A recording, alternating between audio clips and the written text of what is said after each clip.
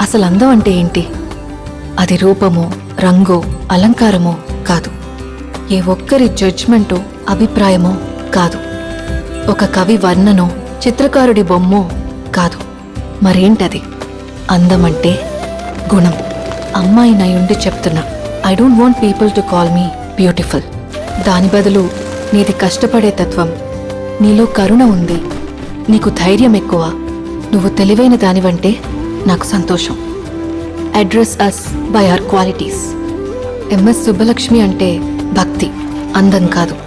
Mother Teresa అంటే కరుణ, అందం కాదు. ఐన్ ర్యాండ్ అంటే తత్వం, అందం కాదు. సరస్వతి అంటే విద్య, దుర్గా అంటే ధైర్యం, గౌరీ అంటే తపస్సు, లక్ష్మి అంటే శుభం. ఇలా ఏ దేవతనైనా ఆమె క్వాలిటీస్ కోసమే పూజిస్తారు, ఆమె అందం కోసం కాదు. నీ గుణాలే నీ సంతకమవుతాయి, నీ అందం కాదు.